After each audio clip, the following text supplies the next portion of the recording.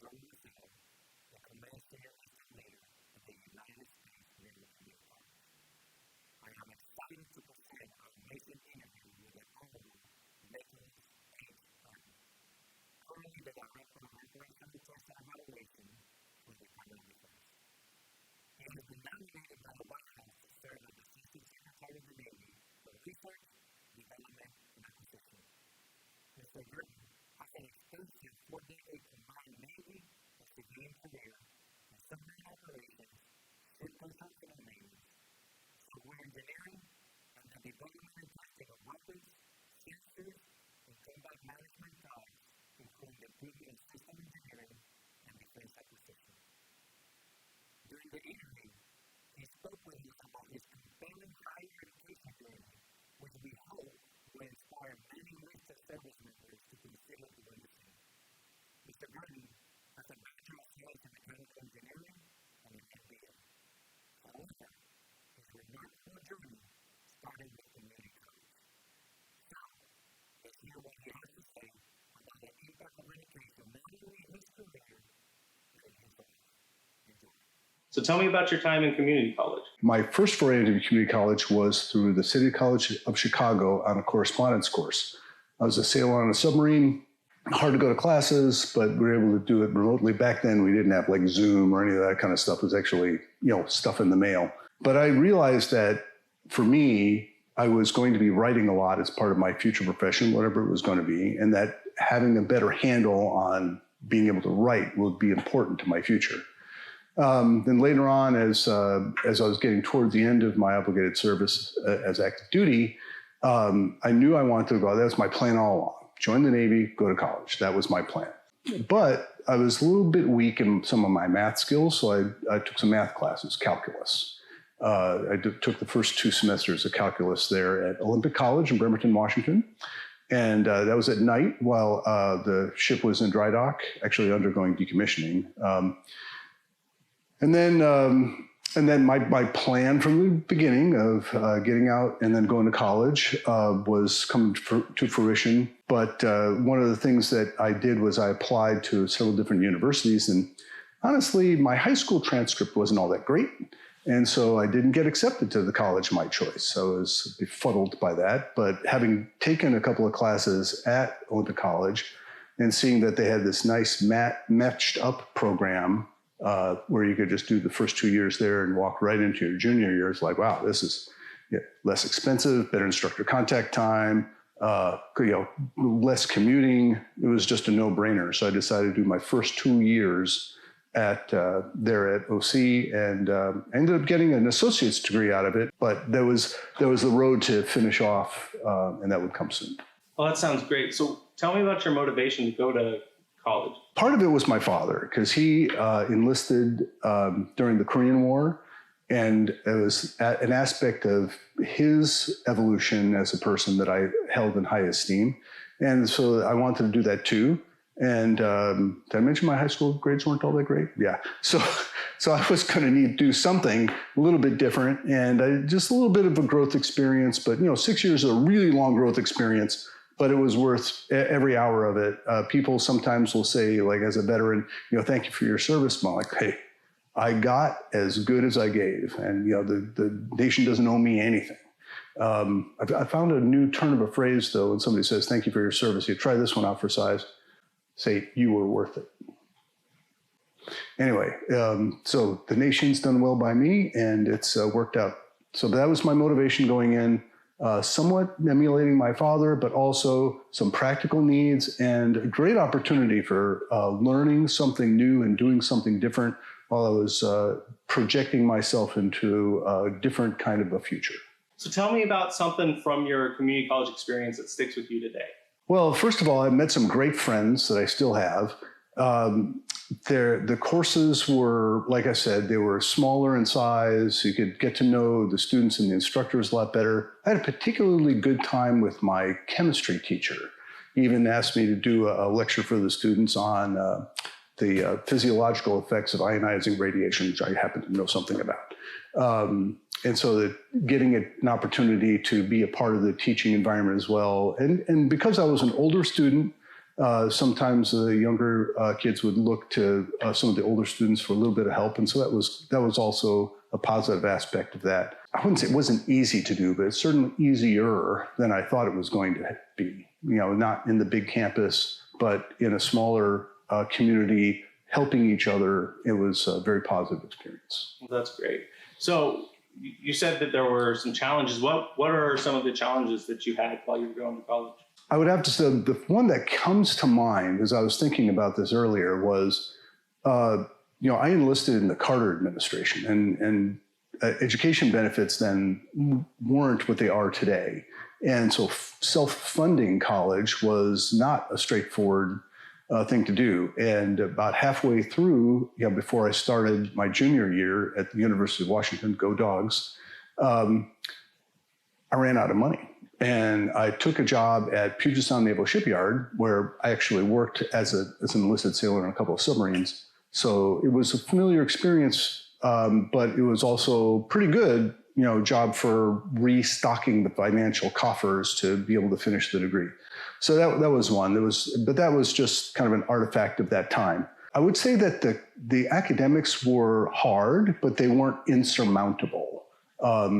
And it was, I think part of that was my kind of growth experience of being out in the fleet for a few years and going through the nuclear power training pipeline. You end up learning some study skills, which I really didn't have as a toolkit going into the Navy, but I certainly had coming out. What do you think helped you overcome those challenges? Well, again, the study skills I learned while going through the pipeline training. And then when I was out in the fleet, I was very interested in this big, complicated machinery called a submarine. And I wanted to learn a lot. And one of the jobs I had was the engineering department log room yeoman, which is the guy in charge of the books for the power plant.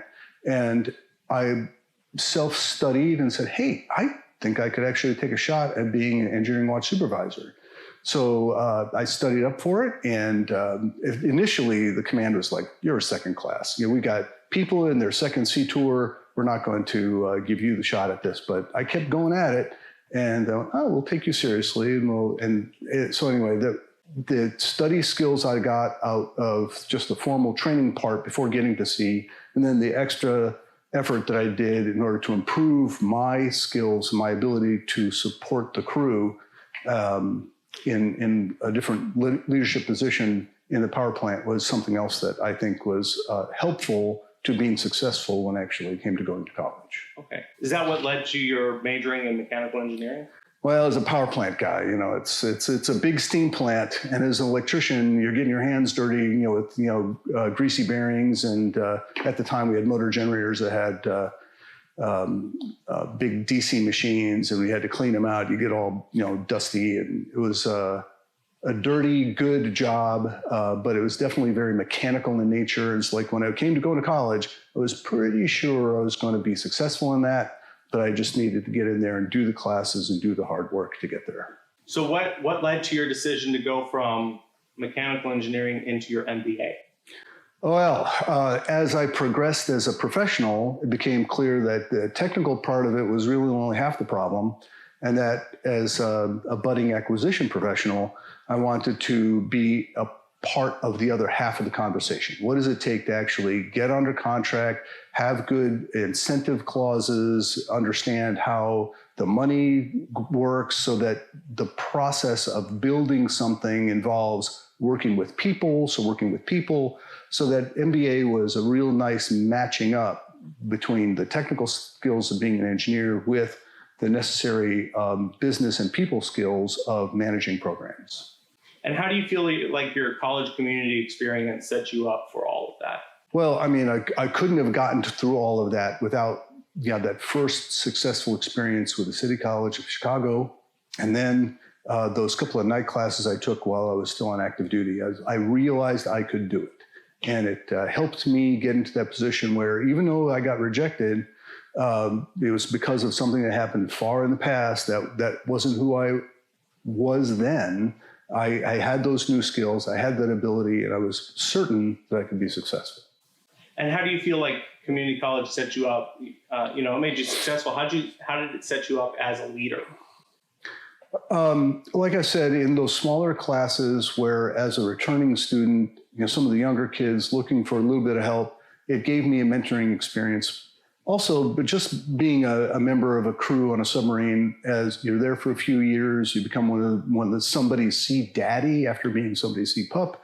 And then that part of helping other people was definitely an aspect of both my active duty experience as well as being in community college. And even later on, when I was finishing off my last 2 years of helping other students, was I wasn't an instructor. I was not even a teacher's aide. It was just something that I did as a part of being a part of an engaged community.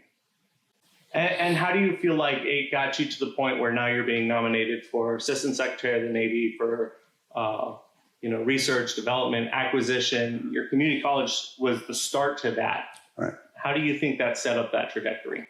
Well, honestly, there's a little bit of luck involved, right? Getting nominated in my current position as the Director for Operational Test and Evaluation, there's a little bit of a lightning bolt from the blue, but you can't get into a job like this without the technical chops. And as I told the Deputy Secretary when I was interviewing for the position, look, there's lots of people out there that have probably more operational test and evaluation experience than I do, but if you're looking for somebody who has made that connection between business and technical, he knows how to help an organization move forward and take on change initiatives and be successful at it, I'm probably a good mix of technically competent and business acumen. And out of that, she thought I was a good bet and a good interview with the secretary. And after that, it was getting through the whole confirmation process, which you get asked a zillion different ways about what about you might embarrass the president. But I was able to get through all that because I'm a really boring guy. And then the confirmation hearing itself, which is kind of a high wire act, but I brought my family in behind me. It's like, how rough can they be on me if my kids are there?